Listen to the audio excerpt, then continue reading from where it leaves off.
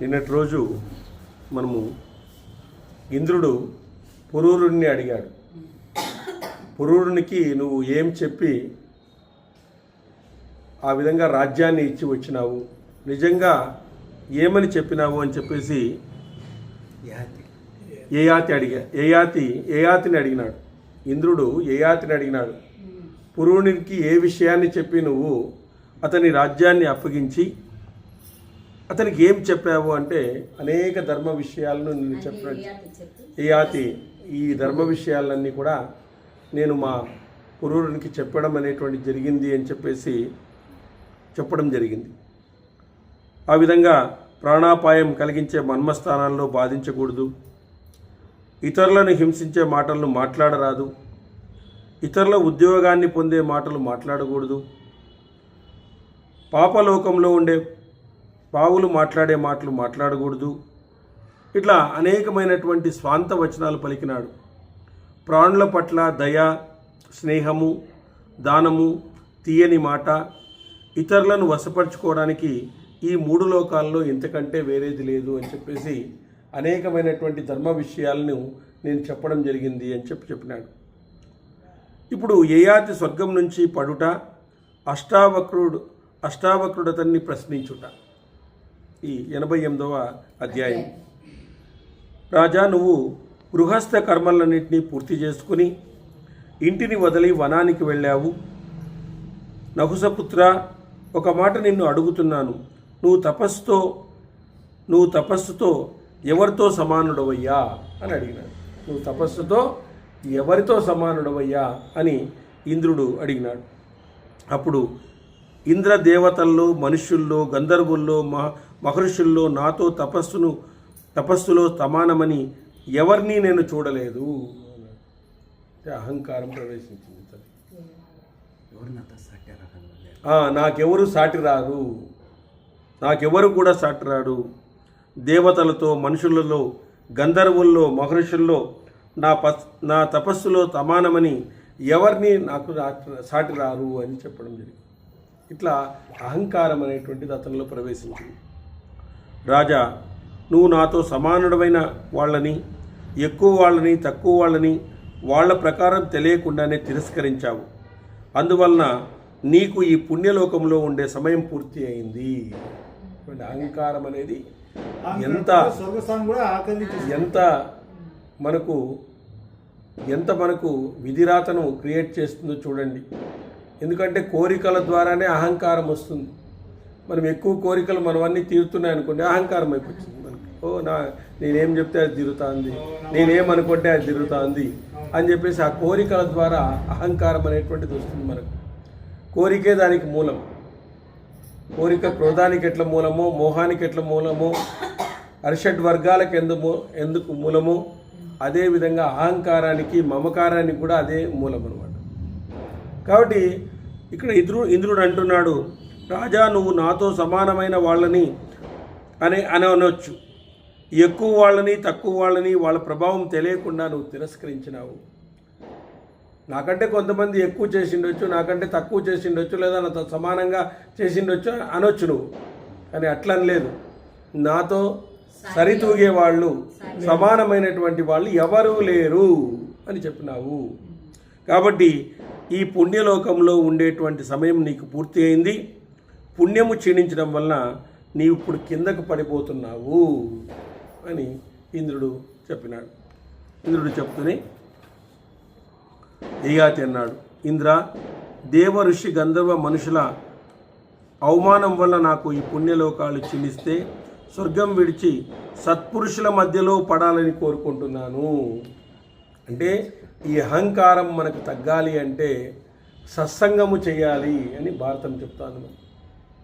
సత్పురుషుల మధ్యలో ఉంటే ఆ సత్పురుషుల యొక్క ప్రవర్తన, వాళ్ళ మధ్యలో జరిగేటువంటి విషయాలు అనేటువంటి వాళ్ళు చెప్పేటువంటి మంచి వచనాలు, ధర్మవచనాలు ఇవన్నీ వినడం వల్ల ఏమవుతుందంటే అహంకారము కొద్ది కొద్దిగా తగ్గిపోతుంది. అందుకే పురాణ శ్రవణం వినాలా అని చెప్పేది. ఇప్పుడు పూజలు అవి చేస్తున్నాం అనుకోండి, ఎప్పుడూ అవి చేస్తున్నాం అనుకోండి, ఏమవుతుంది, కొంత అహంకారం ఉండొచ్చు, రావచ్చు కూడా. అనేటువంటి ఇది కూడా రావచ్చు. కానీ ఈ పురాణ శ్రవణం మనం వినడం వల్ల మనలో అహంకారం తగ్గిపోతుంది. ఎందుకంటే సత్పురుషుల మధ్యలో ఉంటాం అన్నమాట. అందుకే శంకరాచార్యులు వారు అన్నారు, సత్సంగత్వే నిస్సంగత్వం, నిస్సంగత్వే నిర్మోహత్వం, నిర్మోహత్వే నిర్మలతత్వం, నిర్మలతత్వే జీవన్ముక్తి అన్నాడు. సత్సంగత్వే నిస్సంగత్వం, సత్సంగం వలన నిస్సంగం ఏర్పడుతుంది. అంటే మనము ఎవరిని కలసాలో వాళ్ళనే కలుస్తాం, మిగతా వాళ్ళని ఎవరు కలసము. నిస్సంగం, సమాజం నుంచి కొంత నిస్సంగం ఏర్పడుతుంది. సత్సంగత్వే నిస్సంగత్వం, నిస్సంగత్వే నిర్మోహత్వం, నిర్మోహం, మోహం అనేటువంటిది తగ్గిపోతుంది. నిర్మోహం, మనకు మోహం అనేటువంటిది నాకే కావాలి, ప్రతి ఒక్కటి వేరే వాళ్ళకు ఉండకూడదు అని చెప్పేసి అలాంటి మోహం తగ్గుతుంది.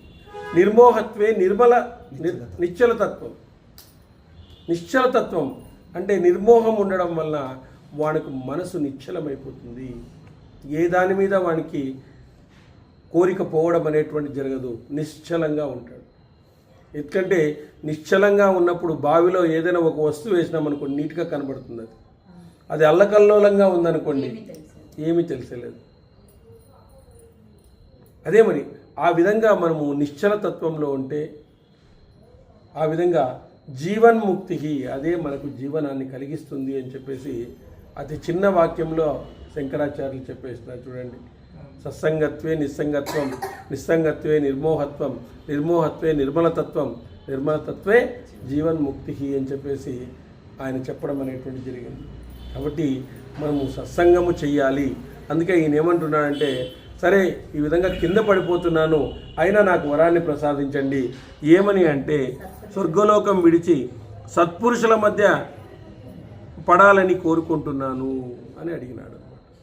అంటే సత్సంగం అనేటువంటిది చేస్తే మనకు మొత్తం అంతా కూడా మనలో ఉన్నటువంటి అహంకారం అనేటువంటి తగ్గిపోతుంది, మనం ముక్తికి దగ్గర అవుతాము అని చెప్పేసి ఇక్కడ చెప్తున్నారు. రాజా, నువ్వు స్వర్గం నుంచి చ్యుతుడవై సత్పురుషుల దగ్గరే పడుతున్నావు, నువ్వు సత్పురుషుల దగ్గరే పడుతున్నావు. యయాతి అక్కడ మరలా ప్రతిష్టను పొందుతావు. ఈ విషయాన్ని గ్రహించి నువ్వు మళ్ళీ సమానులను గొప్పవాళ్లను అవమానించవద్దు. ఇప్పుడు కూడా నువ్వు ఇప్పుడు ఏం చేస్తున్నావంటే మళ్ళా ప్రతిష్టను పొందుతున్నావు, నువ్వు పశ్చాత్తాపడుతున్నావు. అయ్యో అహంకారం వల్ల నేను ఈ విధంగా ఉన్నానే అని చెప్పేసి ఆ పశ్చాత్తాపడుతున్నావు. ఆ పశ్చాత్తాపం పడడం వలన సత్పురుషుల దగ్గర పడుతున్నావు, అక్కడ మరలా ప్రతిష్టను పొందుతున్నావు. ఆ విషయాన్ని గ్రహించి నువ్వు మరలి సమానులని గొప్పవాళ్ళని, నాతో సమానులని, నాకంటే నేనే గొప్పవాడినని అవమానించవద్దు ఎవరిని కూడా. ఎందుకంటే దేవేంద్రుడు అనుభవించే పుణ్యలోకాలను విడిచి అతి కిందకు పడుతున్నాడు. అలా పడుతున్న రాజరిషిని చూసి సధర్మాచరణ రక్షించే అష్టకుడు అతనితో ఇలా అన్నాడు. అష్టకుడు అనేటువంటి వాడు అతనితో ఇలా అన్నాడంట. అష్టకుడు ఇలా అన్నాడు, ఇంద్రునితో సమానం గల యువకుడువా నువ్వెవరవు? ఇంద్రునితో సమానమైనటువంటి వాడయ్యా నువ్వెవరవు? నువ్వు అగ్నిలా తేజస్సుతో ప్రకాశిస్తున్నావు. దట్టమైన మేఘం లాంటి అంధకారం గల ఆకాశం నుండి గ్రహాల్లో శ్రేష్ఠుడైన సూర్యునిలాగా ఎక్కడ పడుతున్నావయ్యా నువ్వు? స్వర్గం నుంచి నిన్ను విసిరివేశారు. ఇంద్రుడితో సమానం రూపం కలిగినటువంటి యువకుడవు నువ్వు ఎవరుడవు? నువ్వు అగ్నిలా తేజస్సుతో ప్రకాశిస్తున్నావు. దట్టమైనటువంటి మేఘం లాంటి అంధకారం గల ఆకాశం నుంచి గ్రహంలో శ్రేష్ఠుడైనటువంటి సూర్యునిలా ఎక్కడ పడుతున్నావయ్యా నువ్వు అని అడిగినాడు. అప్పుడు సూర్యుని మార్గం నుంచి పడుతూ సూర్యుని వలె అప్రమేయమైన కాంతి గల నిన్ను చూసి ఏమిటి పడుతున్నది అని అంతా సమ్మోహితులమై ఆలోచిస్తున్నాం. మేమంతా ఆలోచిస్తున్నాం, ఏమిటయ్యా ఇది పడుతుంది, ఎవరితను అని చెప్పేసి సూర్యుని మార్గం నుంచి పడుతూ సూర్యుని వలె అప్రమేయమైన కాంతి గల నిన్ను చూసి ఏమిటి పడుతున్నావు, ఇంత కాంతి పడుతూ ఉందే, ఇంత తేజస్సు కలిగినటువంటి సూర్యునిలాగా తేజస్సు కలిగినటువంటి ఒక రాజు పడుతున్నాడే అని మేము అనుకుంటున్నాము. ఇంద్ర సూర్య విష్ణువులతో సమాన ప్రభావం గల నువ్వు ఆకాశ మార్గంలో ఉండడం చూసి ఇప్పుడు మేమంతా నువ్వు పడ్డంలోని యథార్థ కారణాన్ని తెలుసుకోవాలని వచ్చినాము. నువ్వు ఎందుకు పడుతున్నావా స్వర్గం నుంచి? నువ్వు ఎలాంటి వాడివి అంటే ఇంద్రుడు సూర్యుడు విష్ణువుతో సమాన ప్రభావం గల నువ్వు అహంకార మార్గంలో ఉండడం, ఆకాశ మార్గంలో ఉండడం చూసి ఇప్పుడు మేమంతా నువ్వు పడ్డంలోని యథార్థ కారణాన్ని తెలుసుకోవాలనుకుంటున్నాము. ఇంతకుముందు దేవయాని కూడా అట్లే అహంకారపడింది. ఆమె విపరీతమైనటువంటి అహంకారం పడింది. శర్మిష్ఠను దాసిగా చేసుకునింది. నేను శుక్రాచార్యుని కూతురు అని ఎప్పుడు చెప్పుకునేదనమాట. అయినా శర్మిష్ఠ యొక్క కొడుకే పురూరవుడే రాజ్యాన్ని పొందినాడు. తర్వాత ఆమె రాజమాత కూడా అయిందనమాట. అట్లా వినయంగా ఉంటే ప్రపంచం మనకు తలకిందలవుతుందనమాట.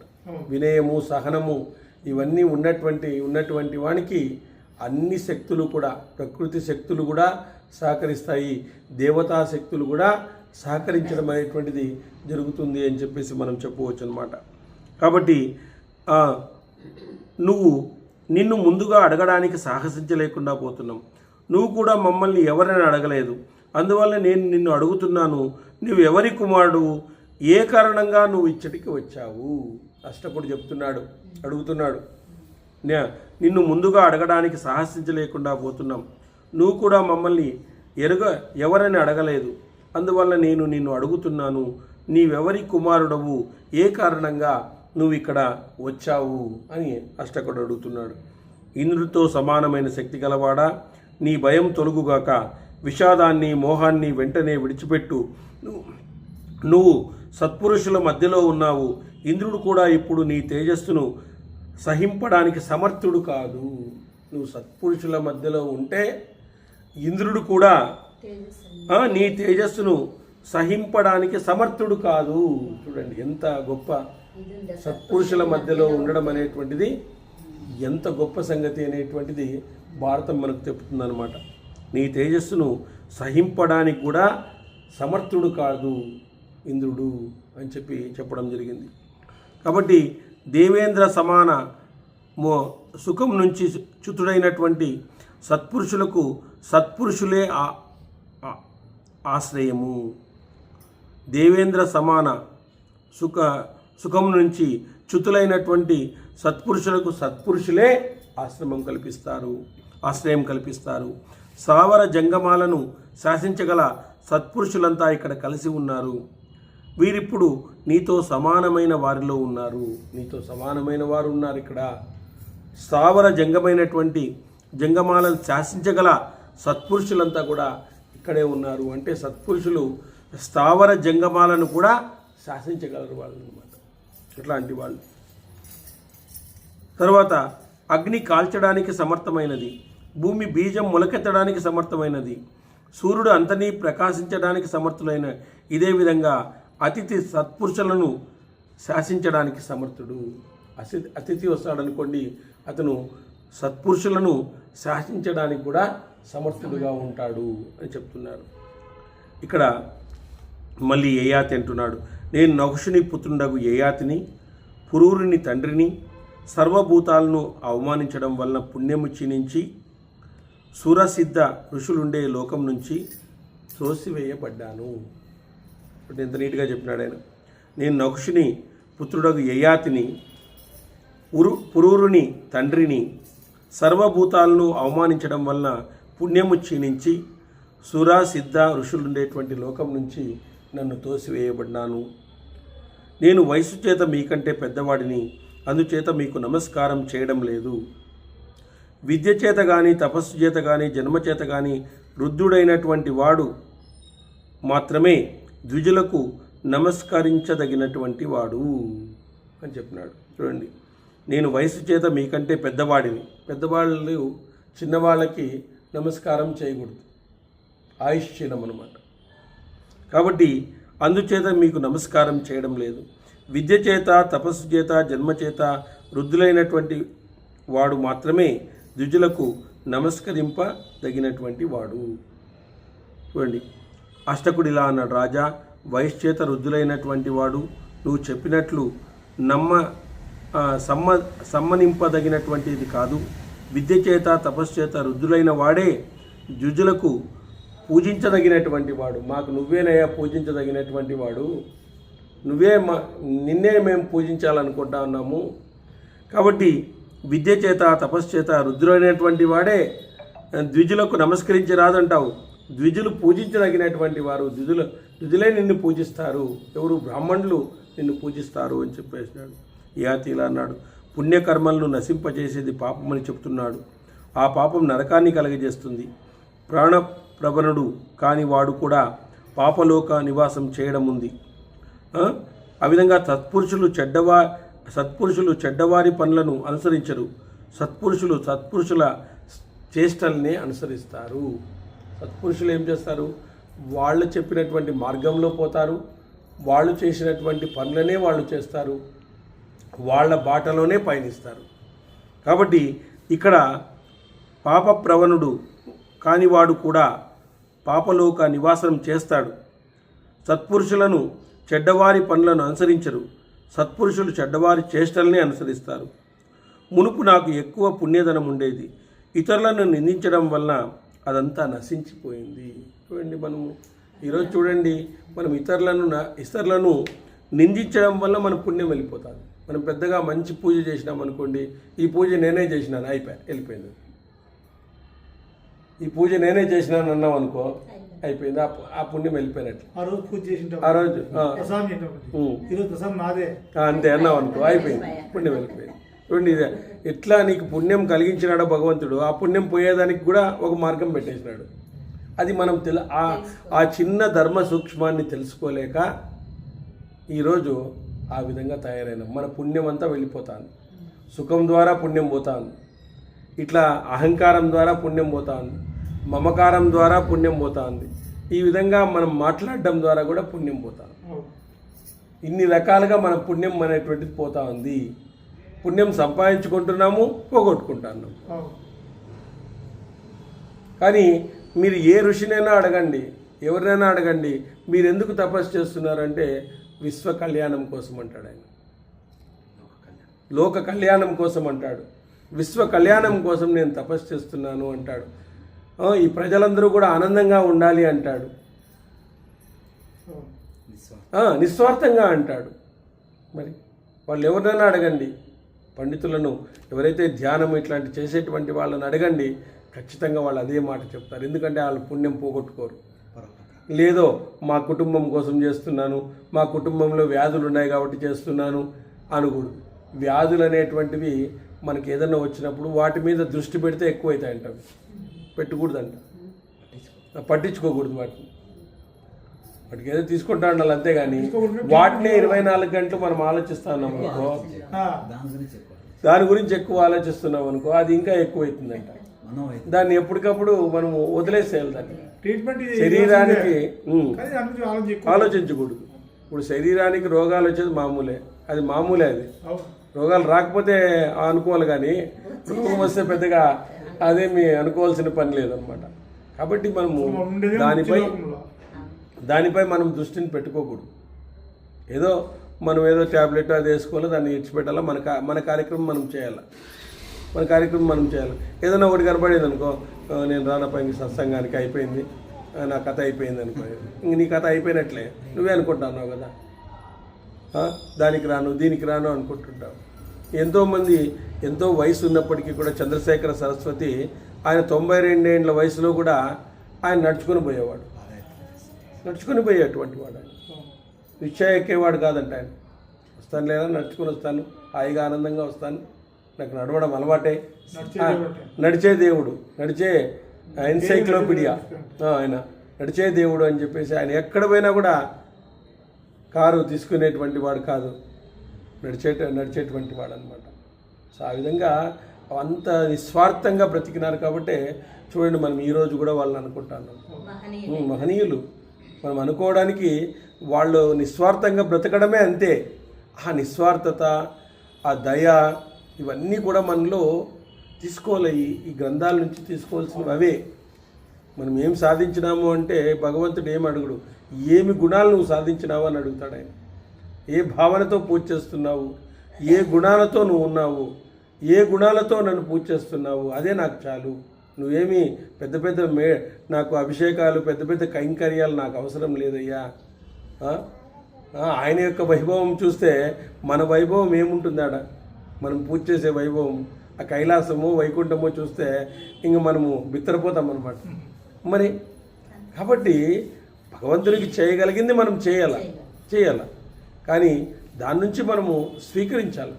ఏ గుణాన్ని మనం స్వీకరించాలా? ఓ పుష్పాన్ని వేస్తాం, పుష్పం నుంచి ఏం చేయాలి? స్థితప్రజ్ఞత స్వీకరించాలి, స్థితప్రజ్ఞుడిగా ఉండాలి.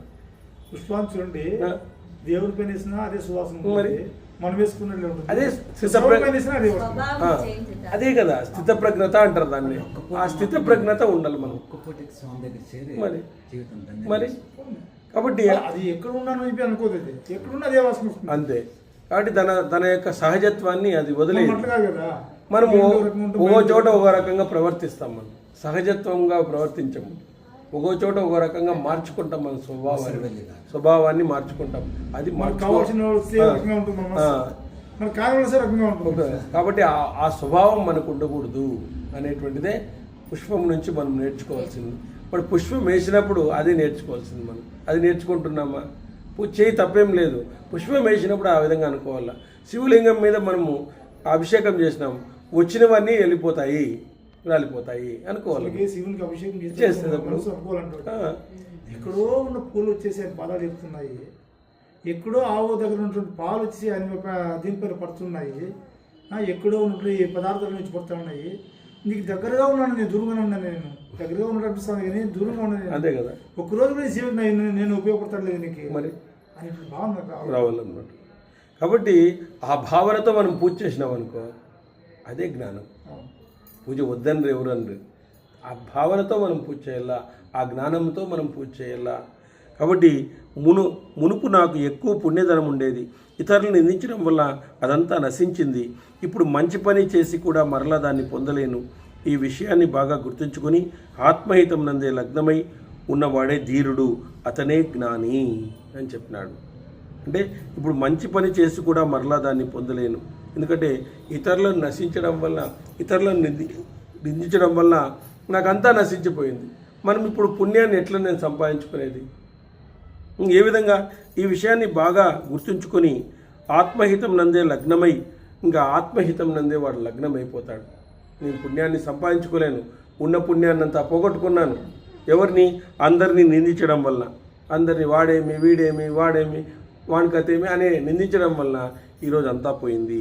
కాబట్టి ఆత్మహితం నందే లగ్నమై ఉన్నవాడే ధీరుడు, అతనే జ్ఞాని అని చెప్పినాడు.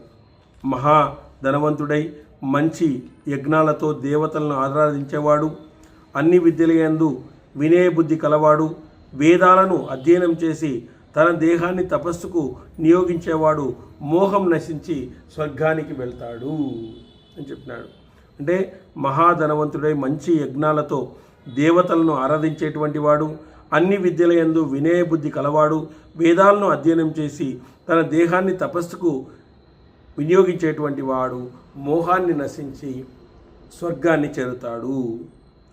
చాలా ధనం పొందగానే ఆనందం పొందకూడదంట, అహంకారం లేకుండా వేదాధ్యయనం చేయాలి. చాలామంది పండితులు ఉంటారు, వాళ్ళకి ఎంతో వేదం తెలిసి ఉంటుంది, కానీ వాళ్ళు ఆ జ్ఞానంతో ఏం చేస్తారంటే అహంకారం వెళ్ళిపోతారు. అహంకారంలో నాకు ఇంత బాగా నేను మాట్లాడగలను, ఇంత బాగా నేను చెప్పగలను అని చెప్పేసి అహంకారంలోకి వెళ్ళిపోతారు. అహంకారంలోకి వెళ్ళిపోయి వాళ్ళు ఎవరైనా చిన్నచూపు చూసినారనుకో, అప్పుడు వాళ్ళు బయటపడిపోతారు, విపరీతంగా కోపగించుకోవడము ఇట్లంతా చేస్తారు. కాబట్టి చాలా ధనం పొందగానే ఆనందపడిపోకూడదు, అహంకారం లేకుండా వేదాధ్యయనం చేయాలి. ఈ ప్రాణిలోకంలో అనేక స్వభావాలు కలవారున్నారు, వారందరూ దైవాధీనులైన వారే. వాళ్ళంతా దైవాధీనంగా ఉండేటువంటి వాళ్ళే. వారి ప్రయత్నాలు కర్మలు వ్యర్థాలే. వారు ఎన్ని చేసినా ఏమి చేసినా ఎవరు ఎంతవరకు ఎదగాల అంతవరకే ఎదగనిస్తుంది ఈ ప్రకృతి కానీ జగన్మాత కానీ. కాబట్టి ఇక్కడ చూడండి, సుఖాన్ని కానీ దుఃఖాన్ని కానీ పొంది ధీరులైనటువంటి వాడు చలింపకూడదు. సుఖాన్ని కానీ పొంది ధీరులైనటువంటి వాళ్ళు చలింపకూడదు. ఆత్మబుద్ధితో దైవమే బలీయమైనదని గ్రహించాలి. నువ్వు ఆత్మబుద్ధితో దైవమే బలీనము, దైవమే సుపీరియర్, దైవానికే మొదటి ప్రాధాన్యత అని నువ్వు గ్రహించినటువంటి నాడు నిజమైనటువంటి ఆధ్యాత్మికతలో వికసించినట్లే. పరిమళించినట్లే. కాబట్టి నువ్వు సుఖాన్ని కానీ దుఃఖాన్ని పొంది ధీరుడైనటువంటి వాడు చలింపకూడదు. కర్మలన్నీ మనమంతా కూడా దైవాధీనాలే. అనేక స్వభావాలు ఉన్నాయి, వారంతా దైవాధీనులైనటువంటి వాళ్ళే. వాళ్ళ ప్రయత్నాలు కర్మలు వ్యర్థాలుగానే ఉంటాయి. ప్రాణి సుఖాన్ని కానీ దుఃఖాన్ని కానీ దైవాధీనం వలన పొందుతాడే కానీ తన శక్తి వల్ల కాదు. ఏం స్టేట్మెంట్ చూడండి, అంతే. అష్టవక్రుడు అని చెప్పలే, ఇక్కడ అష్టకుడు అన్నాడు. కాబట్టి ప్రాణి సుఖాన్ని కానీ దుఃఖాన్ని కానీ దైవాధీనం వల్ల పొందుతాడే కానీ తన శక్తితో కాదు. చూడు ఎంత పెద్ద స్టేట్మెంట్ ఇది. దైవము, అందువల్ల దైవం బలవంతమైందని తెలిసి ఏ విధంగానూ దుఃఖించకూడదు, ఏ విధంగానూ ఆనందించకూడదు. ఎంత మంచి కష్టం వచ్చిందని దుఃఖించకూడదు, పొంగిపోకూడదు. సుఖం హి జంతుర్యాది వాసి దుఃఖం దైవాధీనం విందతే నాత్మశక్త్యా తస్మాద్దిష్టం బలవన్ మానః సంజగ్నే నాస్తి పృష్యేత్ కథంచిత్ అంటాడు. అంటే ఇక్కడ అందువల్ల దైవం బలమైంది తెలిసి ఏ విధంగానూ దుఃఖించకూడదు, ఆనందించకూడదు. మనకు సుఖం వచ్చిందనుకో అది దైవం ఇచ్చిందే, దుఃఖం వచ్చిందనుకో దైవం ఇచ్చిందే అనుకోవాలి. మరి సుఖం వచ్చినప్పుడు ఎట్లా పొంగిపోతున్నావు, దుఃఖం వచ్చినప్పుడు కృంగిపోవద్దు. ఆ రెండింటి మధ్య దైవాన్ని మర్చిపోవద్దు. ఆ రెండింటి మధ్య దైవాన్ని మర్చిపోవద్దు. నీకు ఈరోజు దుఃఖం వచ్చింది అంటే ఆ దైవం ఇచ్చిందే. నిన్ను సృజించినటువంటి వాడు ఇచ్చినాడు, నీ తండ్రి ఇచ్చినటువంటిదే అది. నీ కర్మలో భాగమే, అంతే కదా. నీ కర్మలో భాగాన్ని ఇచ్చినాడు ఆయన, వేరేదేమి ఇవ్వలేదు ఆయన నువ్వు నిందించకూడదు. కాబట్టి ధీరుడు దుఃఖాలతో తప్పించిపోక సుఖాలతో పొంగిపోక రెండింటి యందు సమంగా ఉండాలి. దైవం బలీనమైందని గ్రహించి ఎప్పుడూ కృంగిపోకూడదు, పొంగిపోకూడదు. దైవము బలీయమైందని గ్రహించి దైవం బలీనమైంది కదా, ఆయన చెప్పినట్లే జరుగుతుంది, నేను ఎందుకు చేయాలా నువ్వు అనుకోకూడదు. నీతో చేయిస్తుంది కూడా అది, నీ పనిని నీతో చేయిస్తుంది కూడా. నీతో చేయిస్తుంది ఆ పనిని, ఊరికే ఉండదు. నీలో అలాంటి ఆలోచనను పుట్టిస్తుంది, అలాంటి ఆలోచనను పుట్టించి ఆ విధమైనటువంటి పనిని కూడా చేయిస్తుంది ఖచ్చితంగా. కాబట్టి అష్టక నేను ఇప్పుడు భ్రమలో మోహితుణ్ణి కాలేను, భయపడలేదు, నా మనసు ఎప్పుడూ సంతాపం లేదు. ఈ లోకంలో బ్రహ్మ నన్ను ఎలా శాసించాడో తప్పక అలాగే ఉంటాను అని చెప్తున్నాడు. స్వేదజాలు, అండజాలు, ఉద్వితాలు, సరీసృపాలు, క్రిములు, నీటిలోని చేపలు, రాళ్ళు, గడ్డి, కర్రలు ఇవన్నీ కూడా వాటి కర్మ నశించగానే వాటి స్వభావాన్ని పొందుతాయి. అవన్నీ కూడా వాళ్ళ కర్మ నశించిన వెంటనే వాళ్ళు ఏ రూపంలో పొందాలో ఆ రూపంలో పొందిపోతాయి. మనం దేన్ని తక్కువ అంచనా వేయకూడదు. చూడండి, స్వేద జలాలు, చెమటతో అండజాలు, ఉద్వితాలు, సరీసృపాలు, క్రిములు, నీటిలోని చేపలు, రాళ్ళు, గడ్డి, కర్రలు ఇవన్నీ కూడా వాటి కర్మ నశించగానే వాటి స్వభావాన్ని, మూలతత్వాన్ని పొందుతాయి.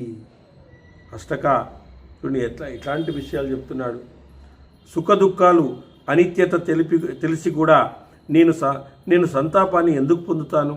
నేను ఎందుకు పొందుతానయ్యా? నేనేమి చేయను? ఏమి చేసి నేను తప్పించకుండా ఉండగలను? అందువలన అప్రమత్తున్నై విడిచిపెడుతున్నాను. దుఃఖము చేత కుంగిపోకూడదు, సుఖం చేత పొంగిపోకూడదు. ధీరుడు ఈ రెండింటి యందు సమానంగా ఉండాలి. దైవం బలీనమని బుద్ధి గ్రహించి మనుషుడు ఈ లోకంలో దేని యందు చిక్కుకుపోకూడదు. చూడండి, దైవము బలీయమైనదని బుద్ధితో గ్రహించాలను. బుద్ధి నీకు చెప్పాలా దైవం బలీనమైంది అంటే విశ్వాసం నీకు ఉండాలి పూర్తిగా. ఏదో మనసులో అనుకోవడం కాదు, నీ బుద్ధిలోనే ఆ విధమైనటువంటి పరివర్తన రావాలా, ఆ బుద్ధిలోనే పరిణతి రావాలా. దైవమే ప్రధానమైనటువంటిది, ఇదంతా దైవలీల, ఇది దైవం ప్రకారమే నడుస్తుంది, దైవ శాసనాల చుట్టూ నడుస్తుంది, దైవ శాసనమే ఈ ప్రపంచానికంతా మూలాధారము. ఈ మొత్తం అంతా కూడా ఈ ప్రపంచానికంతా మూలాధారము దైవ చక్రం ద్వారానే మనకు జరుగుతుంది అని చెప్పేసి మనము బలంగా నమ్మాల. కోటాను కోట్ల ప్రపంచానికి మూల కారణము అక్కడ ఉండేటువంటి దైవమే అని చెప్పేసి మనం నమ్మాలి. వైశంపాయనుడు ఇలా అన్నాడు, అన్ని సద్గుణాలతో కూడి మాతా ఉతుడైనటువంటి యయాతిరాజు అంతరిక్షంలో ఉన్న స్వర్గలోకంలో ఉన్నట్లు భావించి అష్టకుడు యయాతిని మళ్ళీ ఇలా అడిగాడు.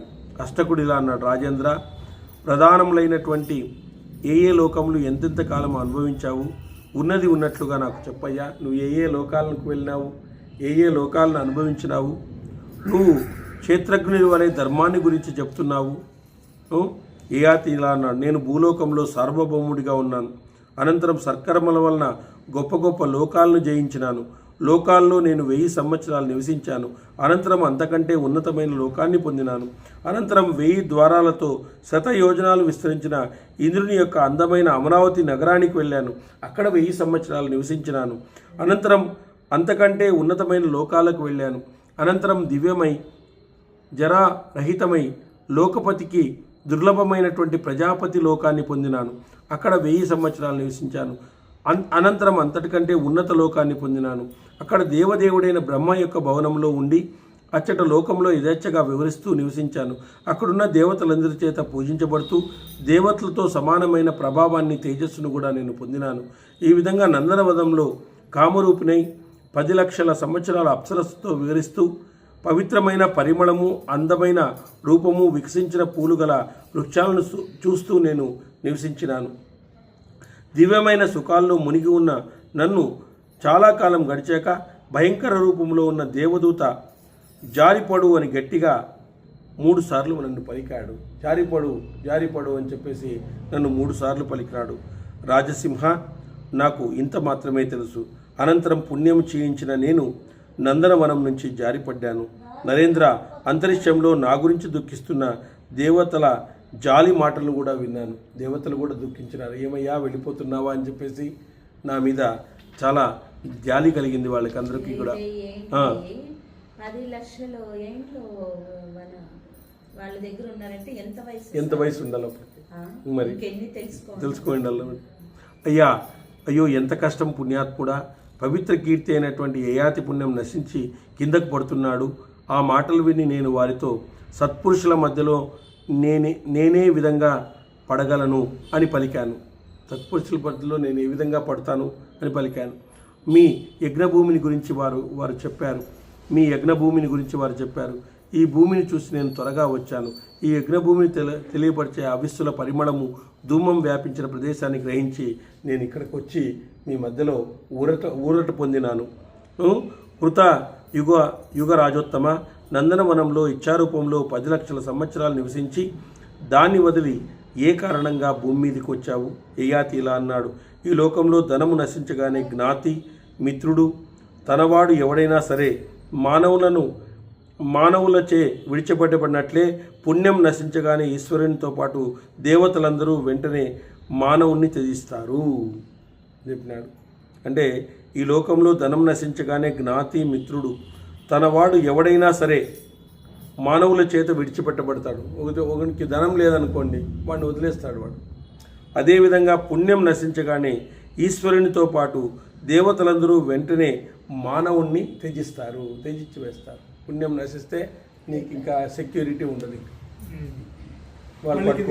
వాళ్ళకి ఎందుకు వస్తాం. కాబట్టి నరేంద్ర, అందువల్ల ఈ లోకం దుష్టమై నిందింపదగిన కర్మ చేయడం మానాలి. ఈ లోకము దుష్టమంగా ఉంటుంది, నిందింపదగిన కర్మ చేయడం మానాలి. పార్థివా, నీకు సర్వము చెప్పాను, మళ్ళీ ఇంకా ఏమి కావాలో అడుగు, నేను చెప్తానన్నాడు. అష్టకుడు ఇలా అన్నాడు, మనుషులు మరణించిన పిదప పక్షులు, గద్దలు, నెమళ్ళు, పతంగాలు వారిని తింటాయి కదా. ఆ పక్షులు ఏ రూపంలో వస్తాయి? భౌమం అనే వేరొక నరకముందని నేను ఇంతవరకు వినలేదు. భౌమం అనేటువంటి వేరొక నరకముందని నేను ఇంతవరకు వినలేదు అన్నాడు. యయాతి చెప్పాడు, కర్మల చేత పుట్టి పెరిగిన దేహంతో ఈ భూమి మీదకి వచ్చిన జీవులు అందరి సమక్షంలో సంచరిస్తూ ఉంటారు. వారంతా భౌమ నరకంలో పడతారు. పడిన తర్వాత వ్యర్థంగా అనేక సంవత్సరాలు చూడనే లేదు. ప్రాణులు కొన్ని ఆకాశంలో 60,000 సంవత్సరాలు పడుతూ ఉంటాయి. మరికొన్ని 80,000 సంవత్సరాలు ఉంటాయి. అనంతరం వారు భూమిపై పడతారు. అలా పడుతున్న వారిని బహుమనులైన భయంకరులైన రాక్షసులు వాడి అయిన కోరలతో వాళ్ళని బంధిస్తారు. రాక్షసులు వారిని బంధిస్తారు. అష్టకుడు ఇలా అన్నాడు, పాపం వలన పడుతున్నటువంటి ఎటువంటి ప్రాణులను ఈ భౌములు భయంకరములు అయిన తీక్ష్ణ దష్టులు గల రాక్షసులు హింసిస్తారు. వాళ్ళు కింద పడి ఎలా జీవిస్తారు, ఎటువంటి ఇంద్రియాలతో ఉంటారు, ఎటువంటి గర్భాల్లో ప్రవేశిస్తారు. ఇయాతి అన్నాడు, అంతరిక్షం నుంచి పడే ప్రాణి నీటి రూపంలో పడతాడు. వాడు నీటి రూపంలో పడతాడంట. ఆ నీరు నూతన శరీరానికి బీజాభూతమై రేతస్సుగా మారుతుంది. నీరు అది పుష్ప ఫల రూప కర్మలతో కూడి పురుషునిలో ప్రవేశిస్తుంది. పురుషుడు స్త్రీతో కలిసినప్పుడు వీర్యమందలి జీవుడు రజస్సుతో కలుస్తాడు. ఆ విధంగా గర్భము ధారిస్తారు. జననం. జలరూపంలో ఉన్న జీవుడు వనస్పతులతో ఓషధులతో కూడా ప్రవేశిస్తాడు. గాలి, వాయువు, భూమి, అంతరిక్షాలు ప్రవేశించి కర్మానుసారంగా ద్విపద చతుష్పదలలో గర్భరూపం దాల్చి ఇక్కడ ప్రాణిగా జన్మిస్తారు. భూమి మీద ప్రాణులన్నీ ఇలాగే రూపుదిద్దుకున్నాయి. 4 కాళ్ల మృగాలు, పశువులు, 2 కాళ్ల వారు అందరూ ఈ విధంగానే పుట్టారు. ఈ విధంగా పుడతారు. అష్టకుడు ఇలా అన్నాడు, మనుష్య గర్భంలో ప్రవేశించిన జీవుడు వేరొక శరీరాన్ని ధరిస్తాడా, లేక తన శరీరంతో వస్తాడా? సంశయం వలన అడుగుతున్నాము. జీవుడు మనుష్య గర్భంలో ప్రవేశించాక భిన్న భిన్న శరీర వృద్ధిని, కన్ను, చెవి, చైతన్యాలను ఎలా పొందుతాడు? ఇదంతా నిజంగా చెప్పు. నిన్ను క్షేత్రజ్ఞునిగా భావిస్తున్నాను. ఇయాతి అన్నాడు, ఋతుకాలంలో పూల తేనెలో కలిసిన రేతస్సును వాయువు గర్భాశయానికి చేరుస్తుంది. చూడండి ఎంత సిస్టమ్ ఉంది ఇక్కడ. అది అక్కడ సూక్ష్మరూపంలో ఉండి క్రమంగా గర్భాన్ని వృద్ధి చేస్తుంది. గర్భంలో సంపూర్ణ అవయవాలు పొందిన జీవుడు చైతన్యంతో బయటపడి మనుష్యుడని చెప్పబడతాడు. అతడు చెవులతో శబ్దాన్ని తెలుసుకుంటాడు, కంటితో రూపాన్ని చూస్తాడు. అతనికి మొట్టమొదటి చెవులే డెవలప్ అవుతాయంట. గర్భంలో పిల్లవానికి చెవులు డెవలప్ అవుతాయంట. అందువల్లనే ఈమె ఏమైనా చెప్పుకుంటూ వింటూ ఉండాలన్నమాట. అవన్నీ కూడా వింటుంది. మంచి విషయాలు వినాలా.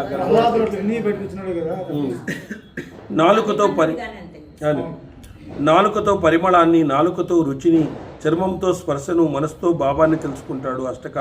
ఈ విధంగా మహాత్ములైన ప్రాణదారుల శరీరంలో జీవుని స్థాపన జరుగుతుంది. అష్టకుడు ఇలా అడిగాడు, మనుషుడు మరణించిన తర్వాత శరీరం దహించబడుతుంది, లేదా పాతిపెత్తబడుతుంది, లేదా నీటిచే విడవబడుతుంది. ఈ విధంగా స్థూల శరీరం నశిస్తుంది. అభావ రూపం పొందినటువంటి జీవాత్మ తర్వాత ఏ శరీరం ద్వారా చేతనా వ్యవహారం చేస్తుంది? ఏయాతి అన్నాడు, రాజసింహ, జీవుడు ప్రాణులు విడిచి నిద్రిస్తున్న వాని వలె స్థూల శరీరాన్ని విడిచి సుకృత దుష్కృతాలను ముందుంచుకొని వాయువు కంటే వేగంగా చలిస్తూ వేరొక పుట్టుక స్థానాన్ని పొందుతాడు. వాయువు కంటే వేగంగా చలిచేస్తాడు. అంతకంటే వేగంగా వెళ్ళి వేరొక పుట్టుక స్థానాన్ని పొందుతాడు. పుణ్యాత్ములు పుణ్య జన్మను పొందుతారు, పాపాత్ములు పాప జన్మను పొందుతారు. చూడండి, అంతే కరెక్ట్గా వచ్చేసింది. పాపులు కీటకాలుగా, పక్షులుగా జన్మిస్తారు. మహానుభావ, వీటన్నింటినీ చెప్పాలని నాకు లేదు. రాజసింహ, గర్భంలో ప్రవేశించిన జీవులు చతుష్పదాలు, ద్విపదాలు, షట్పదాలుగా జన్మిస్తారు. ఇక మళ్ళీ ఏమడగాలనుకుంటున్నావు అన్నాడు. అష్టకుడు ఇలా అన్న, తాత, మానవుడు ఏ కర్మ చేసి శ్రేష్టమైన లోకాలను పొందుతాడు? తపస్సు చేతనా, విద్య చేతనా? నేను అడుగుతున్నాను. ఏ కర్మ ద్వారా క్రమంగా పుణ్యలోకాలకు వెళ్తాడు? ఉన్నది ఉన్నట్లుగా చెప్పు.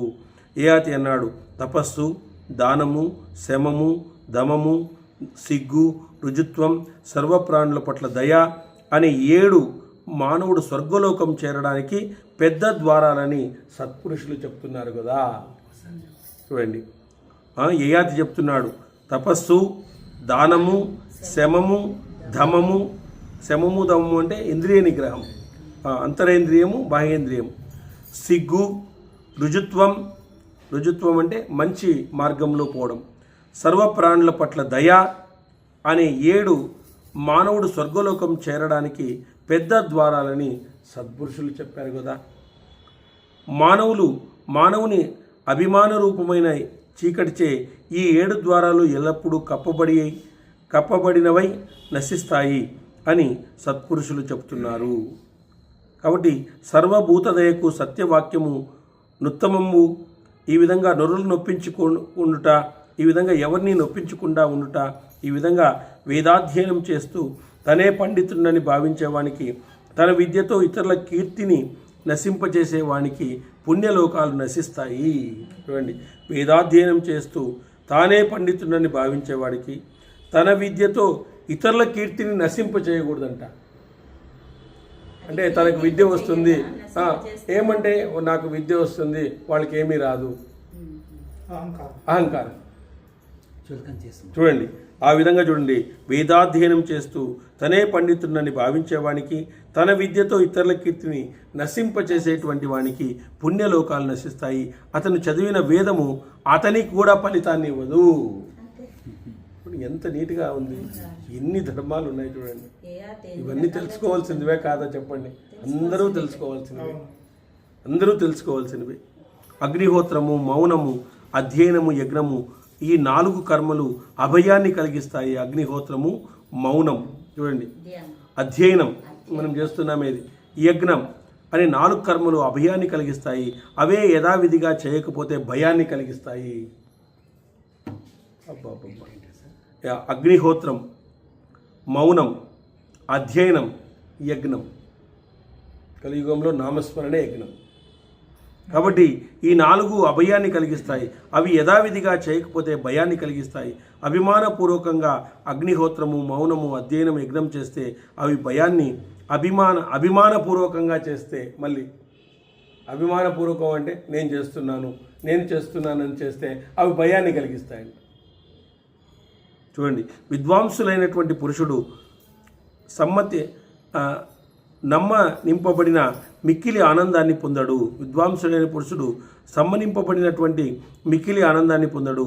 అవమానం వల్ల సంతానాన్ని పొందడు. ఈ లోకంలో సత్పురుషులను గౌరవిస్తారు. దుష్టబుద్ధులు సాధు బుద్ధిని పొందలేరు. నేను ఈ విధంగా ఇస్తాను, నేను ఇలా యజ్ఞం చేస్తాను, ఈ విధంగా అధ్యయనం చేస్తాను, ఇది నా రథము అని అహంకారంతో చేసిన ఈ కర్మలు భయాన్ని కలిగిస్తాయి. అన్ని విధాల అటువంటి వాటిని మనం విడిచిపెట్టాలి. అందరికీ ఆశ్రయమైనది, పురాతనమైన మనోగతిని నిరోధించేదని విద్వాంసులు చెప్పే పరబ్రహ్మం మీకు శ్రేయస్సును కలిగిస్తుంది. ఈ విషయం తెలిసిన వారు పరబ్రహ్మతో కలిసి ఇహపరాల లోకాల్లో పరమశాంతిని పొందుతారు. వీళ్ళందరూ కూడా పరమశాంతిని పొందుతారు. కాబట్టి మనము నేను ఇలా యజ్ఞం చేస్తున్నాను, ఈ విధంగా అధ్యయనం చేస్తున్నాను, ఇది నా రథము, అహంకారంతో చేసిన ఈ కర్మలు భయాన్ని కలిగించేవే. అన్ని విధాల అటువంటి వాటిని మొత్తం విడిచిపెట్టాలి. అందరికీ ఆశ్రయమైందని, పురాతనమైన మనోగతిని నిరోధించేదని విద్వాంసులు చెప్పే పరబ్రహ్మము మీకు శ్రేయస్సును కలిగిస్తుంది. మనం ఏమి చెప్పినా ఆ అమ్మవారు మనల్ని పలికిస్తూ ఉంది, అమ్మవారు మాకు తోడుగా అధ్యయనం కలిగిస్తూ ఉంది అని మనము భగవంతుడిని తోడుగా తెచ్చుకొని ఏదన్నా మనం చేయాలి. కానీ మనం అహంకరించితే మనం ఎన్నో పాపాలను ముట్టగట్టుకుంటాము.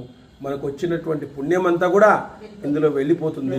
మళ్ళీ మనం పాపాత్మ ఇంత చేసినప్పటికీ కూడా మాకు పాపం వచ్చిందే అని చెప్పేసి ఆ రోజు మనం బాధపడతాము. కాబట్టి యథార్థ విషయాల్ని మనకు వేదవ్యాసుల వారు ఇంత చక్కగా మనకు అందించినప్పుడు మనలో మార్పు తెచ్చుకొని ఆ మార్పుకు అనుగుణంగా మనం జీవించగలిగితే ఖచ్చితంగా మనం పుణ్యలోకాలని, ఉన్నత లోకాలని పొందుతామని చెప్పేసి హరి ఓం స్వస్తి గోవింద.